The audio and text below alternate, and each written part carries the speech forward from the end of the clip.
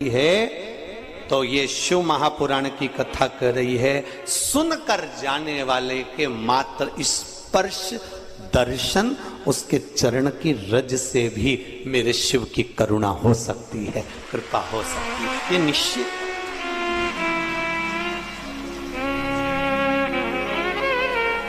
बिल्कुल निश्चित।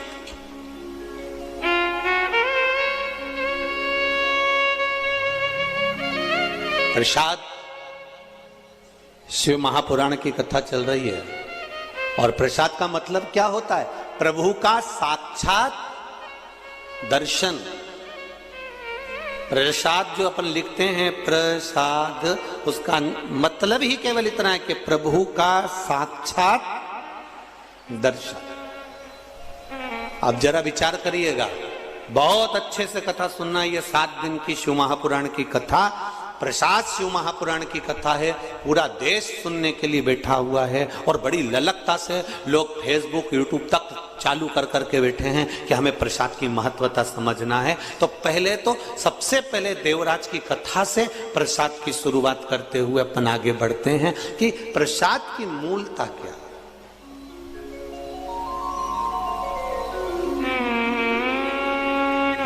प्रभु का साक्षात दर्शन। अब विचार करिएगा, तुम बद्रीनाथ नहीं गए, तुम्हारा रिश्तेदार बद्रीनाथ गया और बद्रीनाथ से प्रसाद लेकर आया और तुम्हें दिया। बोलो दिया कि नहीं दिया? चलो जाने दो, अभी ये भी जान दो। आज की ही बात देख लो, हमारे बहेड़िया परिवार में हम लोग रुके हुए।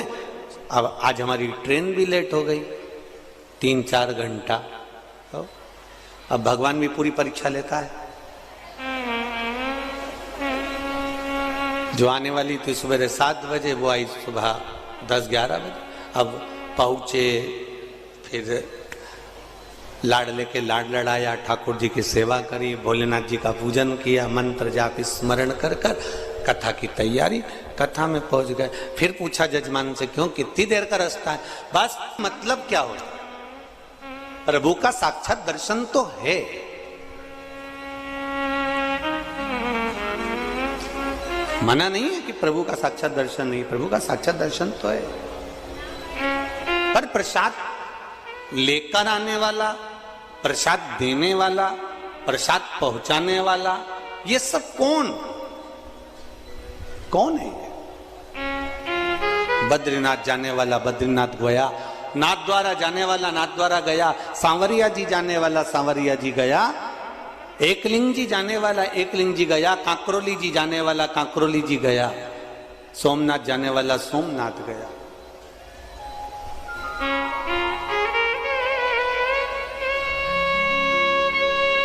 जाने वाला जा रहा है और लाकर प्रसाद तुम्हारे हाथ में दिया। उसका सार तत्व क्या है?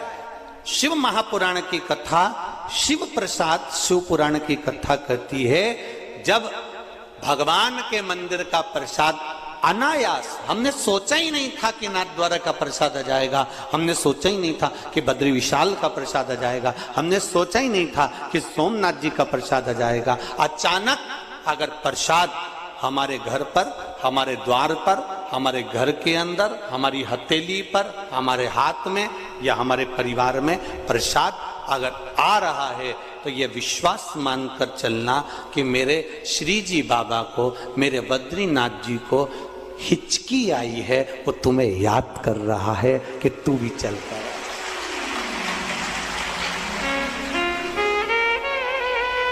उसको याद, उसने प्रसाद के माध्यम से, प्रसाद देने के माध्यम से, प्रसाद के माध्यम से उसने ये खबर करवा दी। प्रसाद के माध्यम से उसने सूचना करवा दी कि ये प्रसाद मैं भेज रहा हूं। इसका मतलब ये है कि केवल कि आप मेरे नजदीक तक, आप मेरे करीब तक आ जाइए, आप मेरे पास आइए।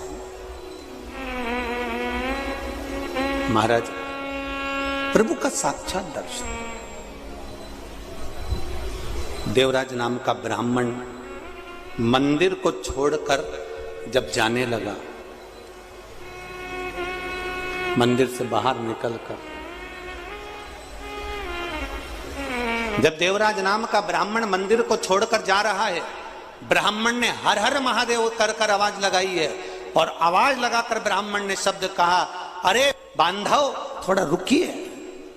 देवराज नाम का ब्राह्मण मंदिर से निकल रहा है, उसके शरीर में ताप पड़ रहा है, बांधव जरा रुकिए, आप रुको थोड़ा।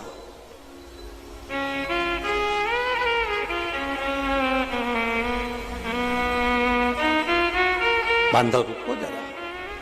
और देवराज नाम के ब्राह्मण ने पलट कर देखा, मुझे किसने रोका है, कौन मुझे रोक रहा है, कौन मुझे रोक रहा है। पलट कर देखा, और जब पलट कर देखा कि कौन मुझे रोक रहा है, तब देखा कि जो ब्राह्मण देवता शिव महापुराण की कथा का वाचन कर रहे थे, जो ब्राह्मण देवता शंकर भगवान की कथा का वाचन कर रहे थे, जो ब्राह्मण देवता शिव महापुराण का वाचन कर रहे हैं, वो ब्राह्मण देवता मुझे रोक रहे हैं और कह रहे, बांधव थोड़ा सा रुक जाइए, बांधव थोड़ा रुकिए, थोड़ा रुक जाइए। देवराज ब्राह्मण रुका नहीं है। यही की यही कथा, यही की यही चरित्र, यही की यही संवाद, यही की यही कथा आपको सत्यनारायण भगवान की कथा में भी प्राप्त हो जाती है। यही की यही भगवान सत्यनारायण की कथा में भी आपको ये प्राप्त हो जाता है। यदि आपने श्रवण करी हो श्री सत्यनारायण भगवान की कथा, तो उसमें आपको ज्ञात होगा सत्यनारायण भगवान की कथा में कि एक राजा अपने राज्य से निकलकर जा रहा है, वन में भ्रमण करता करता जा रहा है, वन में डोलता हुआ जा रहा है, और वहां सत्यनारायण भगवान का पूजन हो रहा था, और पूजन होते हुए देखकर उसने प्रणाम ना करा, प्रसाद दिया, उसने प्रसाद ग्रहण नहीं करा और उस प्रसाद को छोड़कर चल दिया। प्रसाद की अवज्ञा हो गई, उसका राज सत्ता नष्ट हो गया। अर्थात प्रसाद की अवज्ञा से मतलब क्या? प्रसाद को स्वीकार नहीं करना, प्रसाद को स्वीकार नहीं करना। महाराज शिव महापुराण की कथा कर रहे, भगवान शंकर का चरित्र कर रहा है, भगवान शंकर का संवाद कर रहा है। अब जैसे देवराज ब्राह्मण के सम्मुख में बार बार आवाज लगाकर कहा गया, शब्द कहे गए, देवराज ब्राह्मण के सम्मुख में फिर आवाज लगाकर कहा, अरे बांधव रुको, ए बांधव रुको। उसके बाद भी देवराज नाम का ब्राह्मण नहीं रुका, वो अपने गंतव्य की ओर, अपने मार्ग की ओर चलता जा रहा, चला गया। अब देवराज ब्राह्मण ने पलटकर जरूर देखा पर रुका नहीं है, और वो देवराज ब्राह्मण एक बेलपत्री के वृक्ष के नीचे जाकर बैठ गया। जब बेलपत्री के वृक्ष के नीचे जाकर बैठा, वहां जाकर विराजमान हुआ, तब समय आया, और ये कथा आप लोगों ने सुनी है कि यम के दूत आ रहे थे, उनको रोककर भगवान शंकर के गण आ गए, भगवान शिव स्वयं आ गए, और भगवान शंकर स्वयं आकर भगवान स्वयं उनको लेकर जाने लगे। बोल विश्वनाथ भगवान की। हरि ओम में ओम समाया है, मेरा भोला नगर में आया है। हरि ओम में ओम समाया है, मेरा भोला नगर में आया है। हरि ओम में ओम समाया है, मेरा भोला नगर में। किसी संत के दरवाजे पर, किसी सदगुरु के द्वार पर, भगवान की चौखट पर, भगवान के मंदिर में, देवालय में जब हम जाते हैं, तो हम संत के द्वार पर जब हम जाते हैं तो कुछ ना कुछ उस संत के द्वार से बन सके। तो आप वहां से जो प्रसाद लेकर आ रहे हैं, जो आप प्राप्त कर कर ला रहे हैं, वो केवल प्रसाद नहीं होता, केवल प्रसाद नहीं है। वो शिव महापुराण की कथा ये तक कहती है कि केवल वो प्रसाद नहीं है, यहां तक शिव पुराण कर रही है कि जिस संत के द्वार का हम वो प्रसाद लेकर आ रहे हैं, जिस मंदिर का हम वो प्रसाद लेकर आ रहे हैं, वो प्रसाद ही नहीं रहता, केवल वो औषधि भी निर्मित हो जाती है। अगर भगवान के श्री विग्रह से वो स्पर्श मात्र हो जाए तो औषधि भी हो जाती है।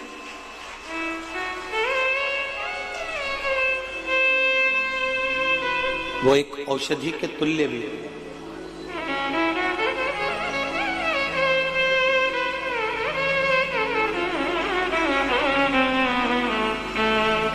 कभी सांवरिया जी जाएं, कभी नाथद्वारा जाएं, कभी काकरोली जी जाएं, कभी सोमनाथ जी, कभी तिरुपति जाएं, कभी द्वारका जी जाएं। आप होटल में भोजन करो, मना नहीं है, करते ही हो। जाकर आप बुकिंग करेंगे, होटल में रुकेंगे, धर्मशाला में रुकेंगे, भवन में रुकेंगे, तो बाहर भोजन करेंगे। पर कभी अगर मौका लग जाए द्वारकाधीश जाने का, सोमनाथ जाने का, या नाथद्वारा जाने का, या सांवरिया जी, या जहां आप जाते हैं, काकरोली जी, एकलिंग जी, जहां जाएं, वहां जाकर आप एक बार पूछें, क्यों साहब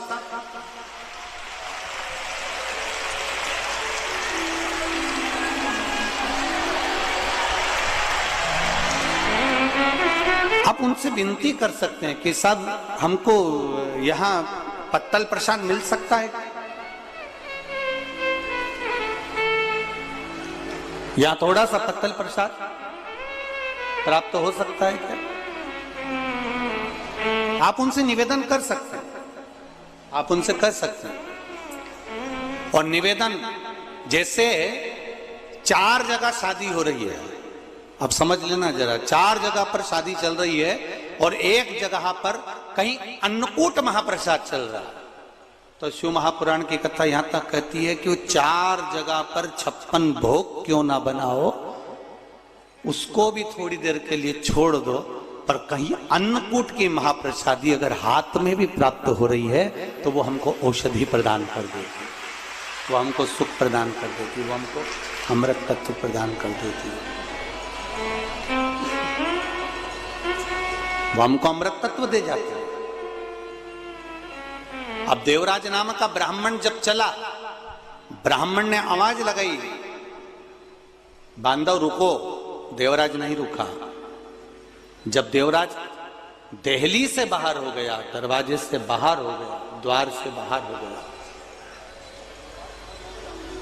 शरीर में ताप पड़ रहा था, शरीर में कष्ट हो रहा था। शरीर में ताप पड़ने के कारण जब वो दरवाजे से बाहर निकला, उस समय पर देवराज नाम के ब्राह्मण को वहां पर कुछ सामग्री, जैसे आपको पहले भी कथा में कहा कि शिव जी को जो चढ़ता है, शंकर भगवान को जो समर्पित होता है, बेलपत्री शिव जी को जो समर्पित होती है, जल जो शिव जी को समर्पित होता है, वो थोड़ा सा कहीं चरणामृत के रूप में,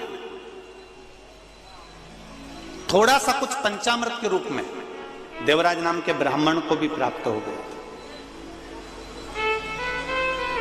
बहुत अंतर है महाराज। देवराज नाम के ब्राह्मण ने वो चरणामृत, वो पंचामृत जो द्वार पर मिल रहा था शिव मंदिर के, उसको लिया जरूर है, पर उसको पान नहीं करा, उसको छोड़ दिया गया, एकांत में कहीं ले जाकर उसको डाल दिया गया।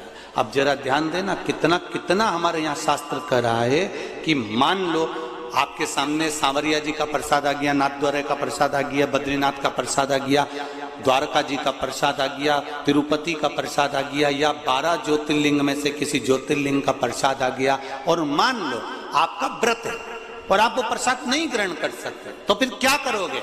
शिव महापुराण की कथा कहती है उसको हाथ में लेकर मस्तक से लगाकर भले आप दूसरे को प्रदान कर दो, पर प्रसाद अगर तुम्हारे पास में आया है तो उसका स्पर्श जरूर करिए। उस स्पर्श मात्र से भी आपको सुख का अनुभव होगा, मात्र स्पर्श मात्र। और चलो सहज भाषा में, शिव मंदिर के बाहर आ रहे हो, शंकर की चौखट से बाहर आ रहे हो, शंकर भगवान के द्वार से बाहर आ रहे हो, पीछे पलट कर देख लिया, ठीक है, नहीं पलट कर देखा तो देहली पर भी अगर आपने हाथ फेर लिया और द्वार पर भी यदि आप हाथ फेर कर हृदय से लगाकर मस्तक से लगाकर वापिस आ भी जाते हो तो उसमें भी प्रसाद का ही फल प्राप्त होता है, शिव की चौखट पे प्रसाद का फल मिल जाता है। शंभु शरणे पड़े मांगू घड़ी घड़ी दुख काटो दया करी ने दर्शन। एकमात्र प्रसाद का सम्मान, आदर, सत्कार और उसका फल हमारे जीवन में सुख प्रदान कर जाता। श्रीमद् भागवत, आत्मदेव नाम का ब्राह्मण जिसकी पत्नी को संतान नहीं है, आत्मदेव नाम का ब्राह्मण अपने प्राणों को त्यागने गया, ये श्रीमद् भागवत कहती है। और जाते जाते एक संत मिल गए, संत के चरण पकड़ लिया, बाबा मेरे यहाँ संतान नहीं है, आप कृपा करेंगे? होगी। संत ने कहा तेरे यहाँ 7 जन्म तक संतान का सुख नहीं है।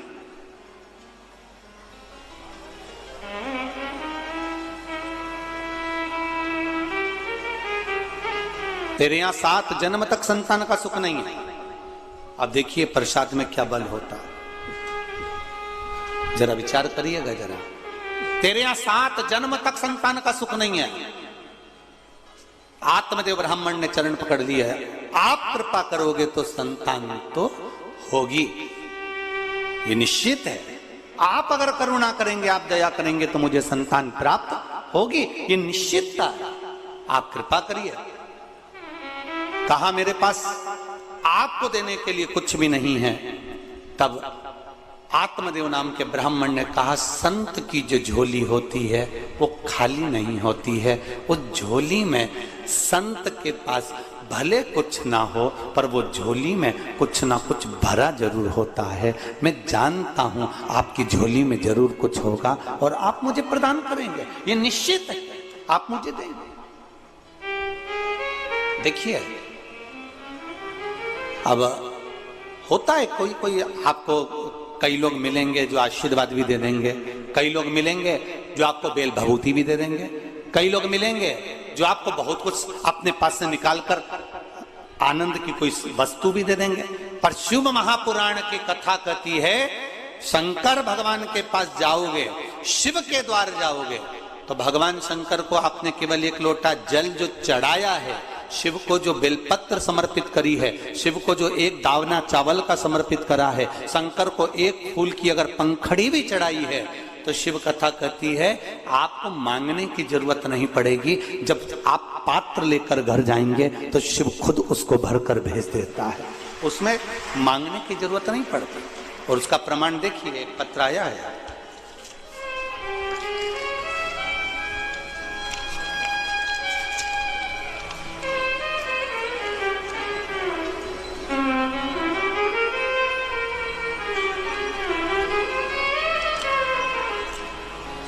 मेरा नाम मंगलाबेन शशिकांत ताबे है, मकरपुरा में रहते हैं। कहीं बैठी हो मंगलाबेन शशिकांत जी ताबे, कहीं बैठी हो तो हाथ हिलाइएगा इस तरह से दोनों, अगर कहीं बैठी हो तो।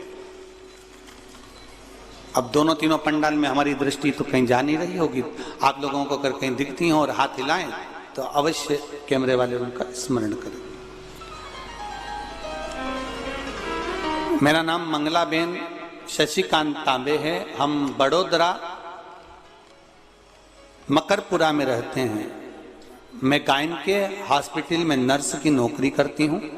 मेरी बेटी की शादी को 7 साल हो गए, फिर भी बच्चा नहीं हुआ। हमने बहुत इलाज किया, उसे एक बार ट्यूब में गर्भ रहा तो ट्यूब निकालनी ही पड़ी।